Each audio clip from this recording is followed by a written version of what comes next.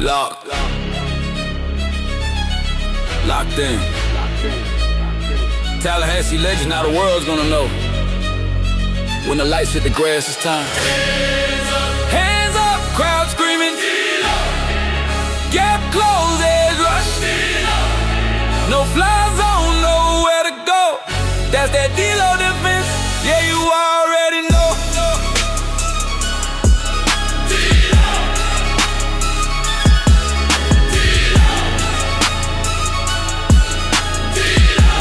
Who's Kalen DeLoach?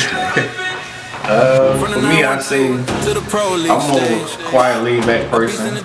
I like to spend time with my family, hang out with a few friends, and just being me, and just growing in different aspects of life through communication. Through my physical aspect, my mental aspect, and just trying to develop into who I want to become. So what kind of hobbies do you have, man? For me, I just say I like to go bowling. I'm a good bowler. I just started taking walks, and I feel like that just helped with my mental aspect, just to free myself from thinking so much. And my pop just ordered me some books this week to read, so I'm about to get into that. Okay. I got to expand the knowledge. All right, so Kalen, man, tell us a little bit, how do you break down an opponent's offensive scheme during film study? And what specific keys do you look for pre-snap? For me, when I watch film on opponents, first thing I look at is formations. So I see what they come out in, and so whether it's 2x2, 3x1, and just understanding the alignments of how people line up. Through like the running back, I look at running back alignments to whether if he's Linda, Wanda, or just any alignments, and then also I look at the quarterback, his stance. Sometimes the quarterback stance may give away certain indicators for certain plays, and I look at how he come out the huddle, how he approach the play. Like some quarterbacks, certain pass plays, they'll wipe their towel before they about to throw the ball, or some quarterbacks just, if they'll run the ball, they might just lick their fingers to, give it to the running back. Like I said, I look for all the little things, and there's also the O-lineman. I look from guard to guard, and then I also look from tackle to tackle. Because pass game, while tackles got to get in kick slide stances, and some guards maybe light on their fingers when they get in their pass blocks, or if they pulling. So I just look for all those indicators, and just apply it in my game, and hopefully I can use it to my advantage. Okay, so it's not just you put the pads on and you out there hitting people, right? So you're paying attention to the small details and nuances, and it helps you get the competitive edge on how you're going to act on the play, right? Yeah, because if I get good pre-snap reads, then I can understand how the play is going to develop, or which way they may go. And like I say, I understand the splits of receivers. They might be condensed splits to bring in extra blockers, or they might be wide splits to understand, like, okay, this might be a pass play, this might be something on the perimeter. So I just get all my mental notes, and then when the ball snap, I read my keys and I just go where the ball is. All right, Kalen, can you walk us through your process of diagnosing run versus pass within the first 2 seconds of the snap? What's going on? So for me, how I diagnose the plays so fast, like I said, I look at from guard to guard. I look at O-line stances. So for me, if I know like this guard maybe high on his fingers, or he may not put his hand down at all.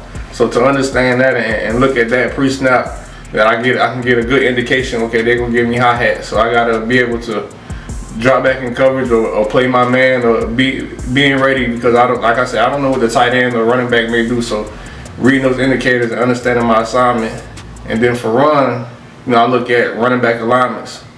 Most of the time, if a running back is in a W alignment, it's gonna probably either be a RPO or it's gonna run play. So I need to understand to get downhill and fit my gap, or fit my person, to either box it or spill it to the other players, or either make the play. So for me, I just look at the O-lineman and those aspects of, because like I said, they give it away most of, especially as the game goes on, they give away key indicators because they get tired, so they just rely on certain things that they always do. So I just look at that. So the game ain't just physical, it's mental, and you look at the body language. Oh yeah, I look at all that. For me, it's more so the mental aspect. Because I can already beat you mentally, I know I'm gonna get to the play, and like I said, that second level, I move fast in the box. So to understand those, it just helped me play even faster. So, like, describe your mentality. What's going on when, like, say you're on the right side of the field, but the play kind of develop on the left, and you trying to get over there quick. Like, what are you thinking? I'm thinking get to the ball, because as a defense, we always harp on getting 11 hats to the ball. So like even pre-practice, we working on pursuit drills. So to be honest, like say it becomes second nature for me to just understanding like I got to get to the ball, because you never know what can happen to the ball. It might be a fumble.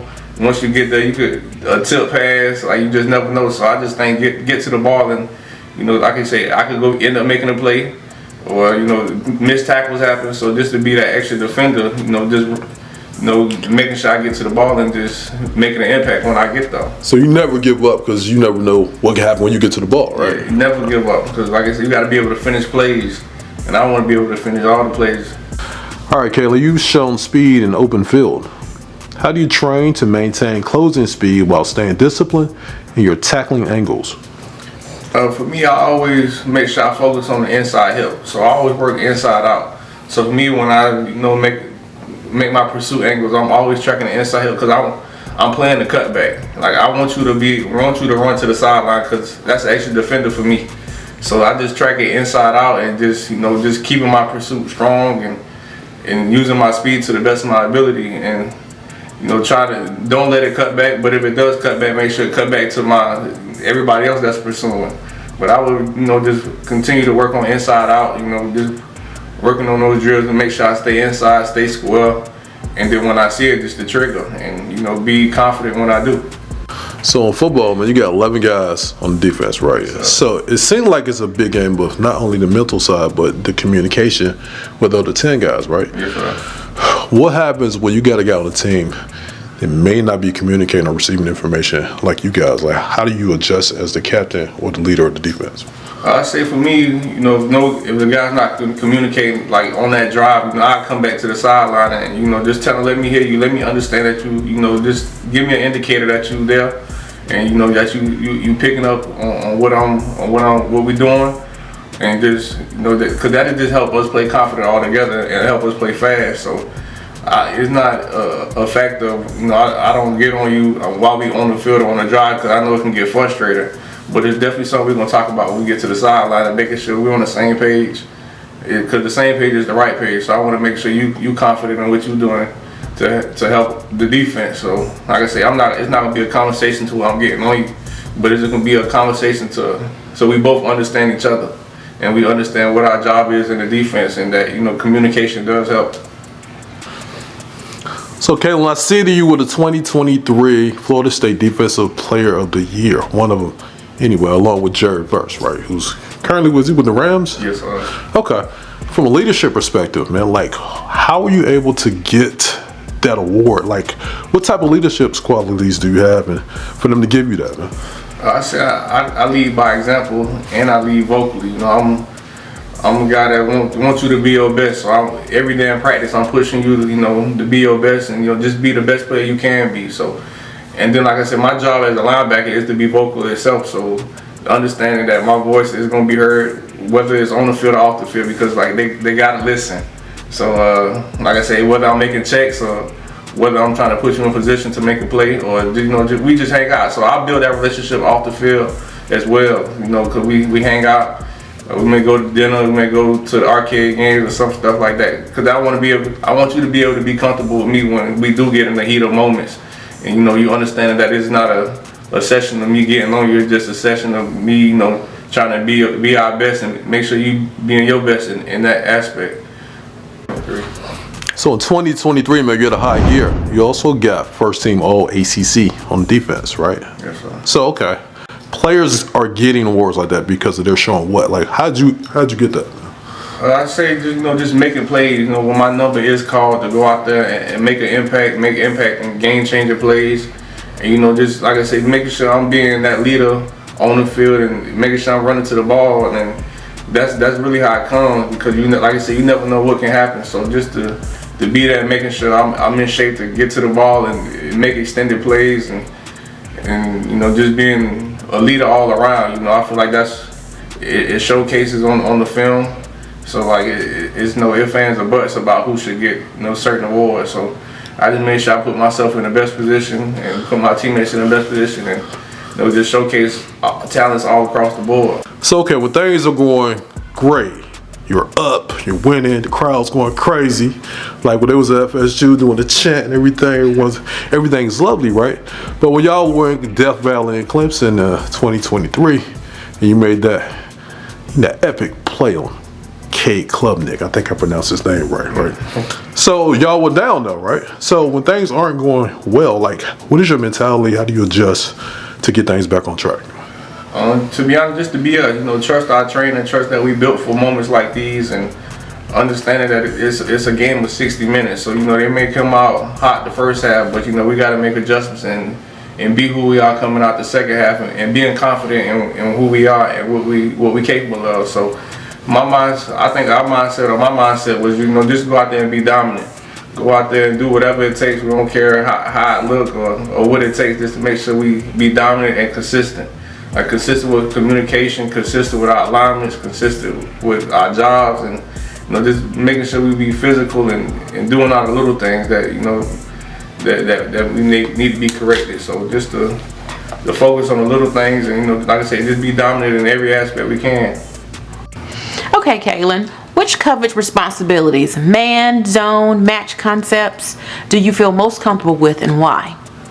I'd say I'm most comfortable with the man and match concepts. Through my college career, that's really what we played. So I think I'm very confident in those coverages, but I also learned to play zone throughout third downs or first down. So I understand every concept of when it comes to coverage, but I think my strong suit is when it comes to man and match concepts, because like I said, I'm able to pick up on certain routes, I'm able to pick up on certain people, or just I'll just be dominant on my man, making sure he doesn't catch the ball, or making sure the quarterback doesn't target him. So I feel like all three I'm capable of doing, and I'm strong in the man and the match concepts. How do you adapt your game when facing mobile quarterbacks compared to pocket passers? For me, like when I watch film, I definitely look at how the quarterback is. So like even when we played LSU, I understood, okay, Jaden Daniels, he's gonna be one of those running quarterbacks that can get out the pocket and extend plays. So understanding that I may have to be that spy, I have to cut my jets on, and being able to make plays through that, making sure they don't extend the play too long, making sure we can get them to the ground. Rather than a pocket pass, he just gonna sit back in the pocket and wait for something to develop, rather than running and trying to make a play. So I feel like the pocket passes are a challenge to a certain extent, because they have, obviously they're pocket passes for a reason, because they're able to throw the ball. But if we're able to get pressure, then it makes them uncomfortable. And I feel like that's we did a good job of that, making pocket passes uncomfortable, moving off their spots, and just trying to make plays that they usually don't make. So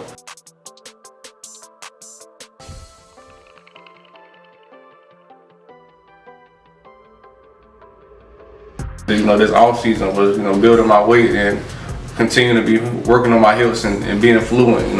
Like I said, I want to be confident when I'm out there, and I want coach to be confident when he does put me out there, to go out there, do what I'm capable of doing at a high level. So you went to the combine, NFL combine, man. Yes, sir. Yeah, I was out there in the audience too. I don't know if you saw me, but I was out there. So what was your weight at the combine? My weight at the combine was 210. Okay. Combine. Yes, sir. Okay. What's your current weight right now? Right now I'm 226. Okay. So you still got the side-to-sideline speed and everything? Yes, sir. That's also what I've been focusing on. Being able to maintain my speed with the weight, and also being able to be more explosive from the sideline-to-sideline aspect. Through my lateral game, and working downhill, and like I say, just being able to maintain my speed, but also be explosive in certain movements. Okay. So what was your 40-yard dash speed? My first one was a 4.52, and then I came back and ran a 4.47. Now, legend has it that if you run 3 or 4 times, I ain't gonna tell you who I heard this run. Yeah, they said you got to like 4.3 one time, 4.3 something. Is that true?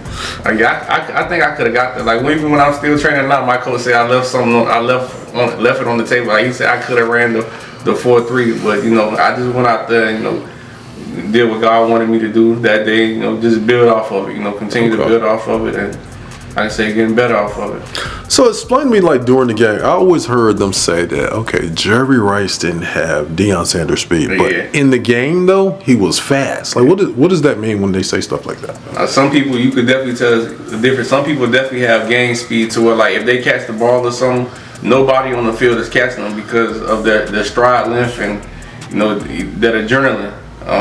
Rather than, you know, how some people may be fast or, like you said, running 40s or running 100-yard dash because they train for those, for that type of race. You know, they understand the way to run and how to run and how to be explosive when it's coming out the blocks or coming out to a start. So, like I say, the game speed is two different things. You know, some people have it, some people don't. But if you're just a runner, then you capable of everything. Right. So look, I'm an engineer, so numbers, I've been playing with them all my career, right? What are some things that you can't really measure about a football player like yourself, man?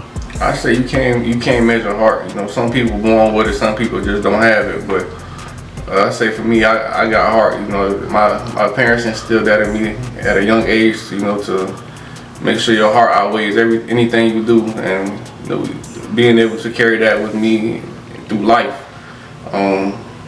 I say it's a big thing, and then, you know, passion. Some people have a passion to play the game, some people don't, especially in the big moments. So, you know, some people not comfortable with embracing it. So, I say passion and heart. So one thing I noticed when I watch your undefeated Seminoles play Georgia Bulldogs, and what bowl game was that? That was Orange Bowl. Okay, so I saw a lot of the starters sitting out, but Yes, sir. I saw you out there. Yes, sir. What made you get out there? To be honest, I want to finish, you know, is my opportunity in the Florida State uniform, and, you know, just taking advantage of the opportunity and just going out there showcasing who I am once again, you know, to one of the top teams in the country. So just going out there for my teammates and making sure they, like, you know, they understand I got their back through whatever the situations or circumstances. And just, you know, for the program, you know, I want to leave my impact on the program for longevity, and, you know, this, like, once a Seminole, always a Seminole. So just to understand, you know, like when I had kids one day, you know, they understand that I didn't quit, you know, and, you know, I want to go out there and finish whatever I started and make sure I do that. Well, I could definitely understand, you know, starting something and finishing it up strong, and, you know, even though it was a rough game for y'all, right? Yes, sir. You were out there, you represented, so that says a lot about your character, right? Yes, sir. Okay. Definitely. So, Kalen, look, man, it's competitive out there, right? Yep. You know, I don't know how many linebackers in the NFL, well, a lot in college, and you obviously stood out from that, right? What sets you apart from everyone else? Why should an NFL team invest in you? Why should an owner sign that $10 million check with $5 million guaranteed for you? What you bringing, man? I say I'm willing to sacrifice, you know, myself out there, you know, for the betterment of the team or in general, like whatever they need or whatever I'm willing to do it, no matter the aspect. And, you know, just going out, I think what's different for me is that I'm vocal, and people, you know, they come towards me no matter the circumstances. They listen. And, you know, just to go out there and they know I'm gonna put my best foot forward. No matter we winning, losing, I'm always gonna go 100% because, like I said, you only get so many opportunities to play the game. So I want to be able to take advantage of all of them, and, you know, encourage my teammates to, while I'm out there, when they make a play, to let them know they made a good play, and, you know, continue to build off that. And like I said, we got to build the energy through the team, because once we do that, it's, you know, it's gonna be, we're gonna go up from there. And it builds confidence, you know, to know that somebody sees, you know, what I'm doing out there. So I like to be that teammate to let them know you're doing good out here. We're gonna continue to need that. And like I say, another thing that makes me different, I'm a sideline-to-sideline type of guy. You know, I can play in coverage. You know, I can come fit the run if need be. And like I said, I be physical in all aspects of the game. And like I said, I'm willing to sacrifice whatever needs to be done. Okay. So, Kalen, man, tell us what your measurables are anyway, man. Right now, my measurables, I'm about 6 feet, you know, 226. I think my wingspan is like 57. So, like I said, I'm confident in who I am and what needs to be of me. So what I noticed though when I was watching some of your film, man, even though some of the guys may seem like they might, physically bigger, right? Yes, you were still just getting around them, you were quicker and outmaneuvering them. So like, what are some of the techniques that you actually execute when you're making contact with some players? Can you talk about that a little bit? Yeah, for me, I want to make sure I use my hands and my leverage to the best of my ability. Some guys, like most of the O-linemen that come up to me, they be bigger, stronger, and taller than me. So I want to be able to use my leverage to the best of my ability, use my hands, to get off the blocks, or use my quickness, or like I said, to use my speed, and make sure I make the play, or make sure I'm supposed to, or be where I'm supposed to be. And just understanding that aspect of it, because like I say, I'm not the biggest, but I'm gonna make sure I get the job done no matter how I look. And it sounds like you're always outthinking these guys too. Is that right? Yeah, for sure. Like I said, I want to play the mental game. I want to be able to think how you thinking, and understand and read my keys, so I can get a head start and an advantage. Because I know if I do that I'm doing what's better for the team. Either making the play or putting somebody else in position to make the play. Okay. So in the community, man, the kids love you, right? Yes, even when I was down in Tampa at the training camp, man, there was two little young ladies, I think in the Florida State game. Yes, sir. You took your wristbands off after a play against, might have been, I forget, Miami or somebody like that. I think Miami game, to be honest. And you gave them your wristbands, and when I showed up at training camp, they were there, right? They were like, "Oh my God, we love Kalen." And the kids in Savannah, they love you, man. So, like, talk about some of the involvement you have in the community with the Factory 2.0. Like, tell us about that a little bit. It's crazy. Like, I still got a picture of those, like, when I gave them the wristbands. So, like, that's even crazy for them to pop up with them. But, I say, my pops is one of the people, is one of the reasons why I'm involved in the community, because, like, he's a person that gives back. So I just make sure I'm involved, whether it's football camps, a book bag drive, whether it's giving out plates, food, cleats, like whatever. So like I'm always willing to do that, and like I've always been doing that since I was young. So like again, it's like second nature for me. So anytime somebody gives me the opportunity to do it, I show up and give 100%. And whether it's communication, some people might need motivation in certain aspects. So I'm willing to do that. Some people just need the example or see what it need to look like. So I just show up and just be who I am, and be that light for them. So look, the kids at the Michelle Obama STEM Academy in Hampton, Georgia, they're looking forward to you coming. All right. Yes, also, the Global Impact Academy in Fairburn, Georgia. So heard you on a little tour. You're using your time wisely while you stand fit, waiting for your next opportunity. But it's good to see you still in the community, being you, and nothing's changed about that. You know what I'm saying? So it's definitely big to give back on the community, because, like you say, everybody needs those role models to look up to, or role models to understand what it needs to look like. And I'm just there to tell them, get your education, because without that, you can't do too much. So to make sure you do that, and make sure you lock in on your craft and understanding whatever you want to do, just to take advantage of it. And don't really listen to the outsiders, because they always gonna have something to say. But as long as you believe it, as long as you do it, it can be done. I'm just looking for the right opportunity, a coaching staff, and a GM that believes in me, and a scheme that also fits my play style, so I can show you my versatilities through the game of football, and my value throughout the defense, or whether it's special teams. And I feel like if I get the chance or the opportunity, it's gonna be, the sky's gonna be the limit, because like I said, I'm gonna put my best foot forward each and every day to make sure I'm becoming the best player, but also pushing my teammates to become the best version of them as well. So Kalen, look, man, I see a lot of quarterbacks in the league right now that you played against. You dominated some of them. We ain't gonna say what you did to them, right? Yeah. But the film speaks for itself, right? Yes, so who are some of the key quarterbacks that's in the NFL now doing their thing that you played against, man? I say I played against Dylan Gabriel, Jaden Daniels. I played Sam Howell, Anthony Richardson. And the list goes on, through quarterbacks. ACC, we built those. Like I said, Jordan Travis, I practice against him every day. So, just to get the opportunity to understand the quarterback position from a defense perspective. He was definitely in my corner. But those are some of the quarterbacks that I played. What are some of the differences that you noticed between, like, some of the quarterbacks you mentioned? Like, when you were preparing for Jaden Daniels or Anthony Richardson, or even a K. Klubnik, right? Like, from a linebacker perspective, what are you kind of observing about the quarterback and the differences between them? I understand through Jaden Daniels, like I said, I understand he's a scrambler, but he's able to scan the field. Like the way he scans the field and digests the defense. I understood that part of him. So for me, I just wanted to give him pressure before he could even make a decision of where he's going with the ball.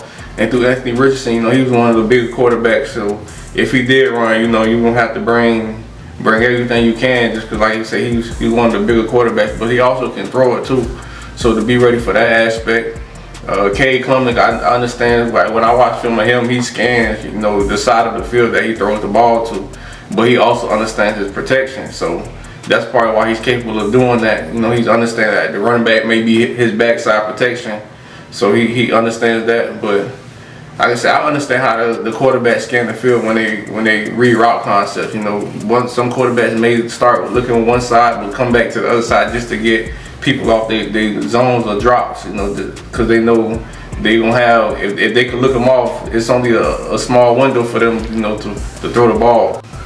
So preparing for this interview, I was being a little nosy, man. I was looking at your notebooks you had over there, right? Yeah. So I saw on the cover here, like, quarterback log. So you keeping a log of these guys, man? Their tendencies and all that? Okay. Every week, like I say, I look for tendencies through the quarterbacks. So like I say, most quarterbacks give certain plays away, what they stance or how they come out the huddle. I understand if a quarterback come looking for high receivers, he may look on the outside coverage just to see how they align. So I understand that he's trying to scan the defense to see, what he may have open so he can get his pre-snap read. But like I said, at the end of the day, we got to play football, and I use those mental notes in the game as the games go on.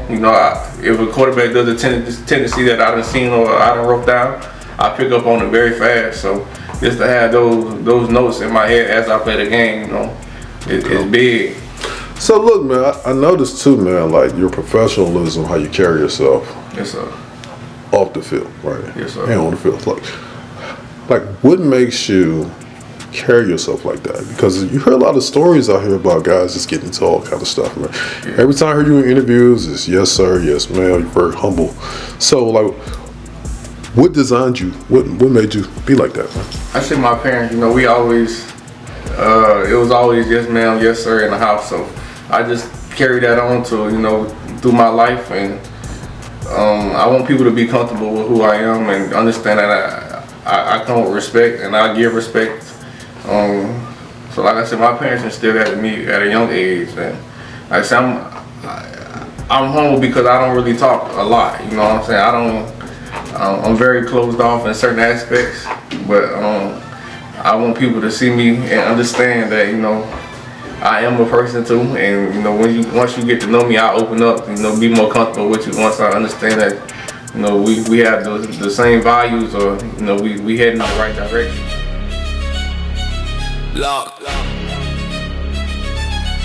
Locked in.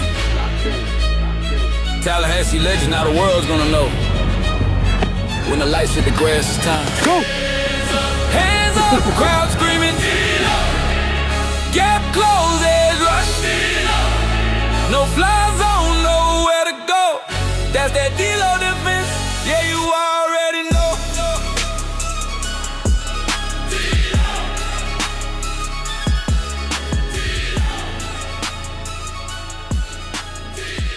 So Kalen, what part of your preparation each week separates you from other linebackers in your class?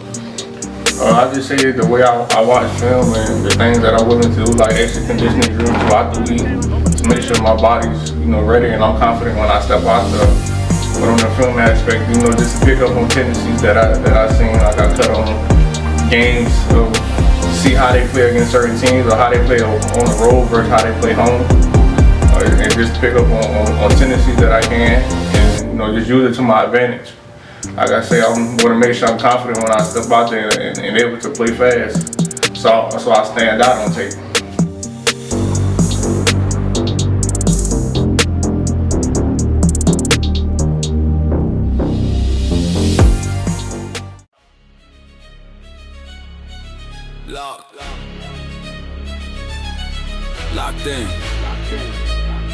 Tallahassee legend, now the world's gonna know. When the lights hit the grass, it's time. Hands up, crowd screaming.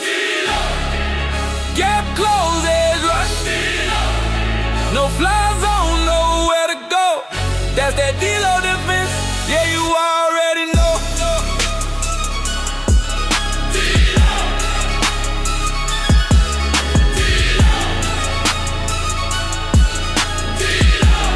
DELO Defense. From the 912 to the Pro League stage. A beast in the dirt with the gridiron rage. Folks, PA's closing the distance. You meet in the side if you offer resistance. Scout in the film, yeah, they see the pursuit. DELO ain't lie, yeah, he's showing the truth. Every snap is a statement, every tackle attacks. Putting quarterbacks and receivers straight on their backs. Hands up, crowd screaming. Gap closed, hit 'em low. No fly zone, nowhere to go. That's that DELO Defense, yeah, you already know. NFL knocking, the spring belongs to him. NFL knocking, the spring belongs to him. NFL knocking, the spring belongs to him. DELO Defense, DELO Defense.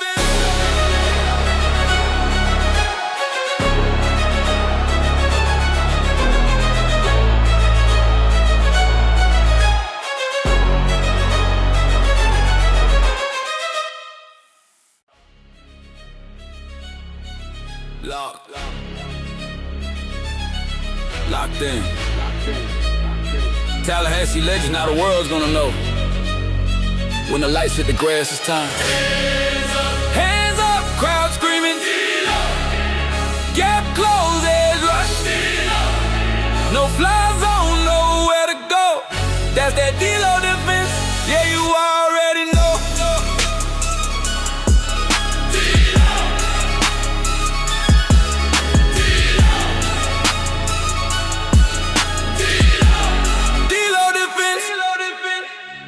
From the 912 to the Pro League stage. A beast in the dirt with the gridiron rage. Folks, PA's closing the distance.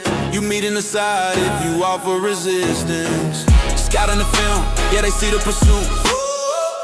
DELO ain't lie, yeah, he's showing the truth. Every snap is a statement, every tackle attacks. Putting quarterbacks and receivers straight on their backs. Hands up, crowd screaming. Gap closed, hit 'em low. No fly zone, nowhere to go. That's that DELO Defense, yeah, you already know. NFL knocking, the spring belongs to him. NFL knocking, the spring belongs to him. NFL knocking, the spring belongs to him. DELO Defense, DELO Defense.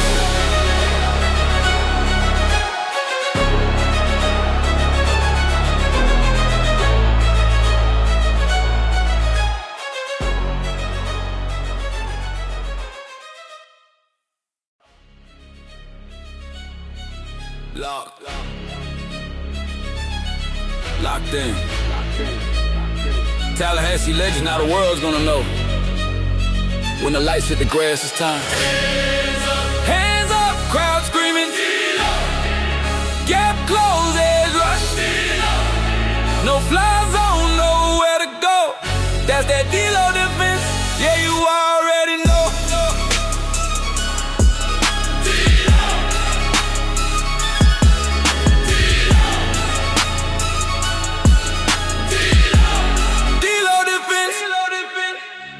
From the 912 to the Pro League stage. A beast in the dirt with the gridiron rage. Folks, PA's closing the distance. You meet in the side if you offer resistance. Scout in the film, yeah, they see the pursuit. DELO ain't lie, yeah, he's showing the truth. Every snap is a statement, every tackle attacks. Putting quarterbacks and receivers straight on their backs.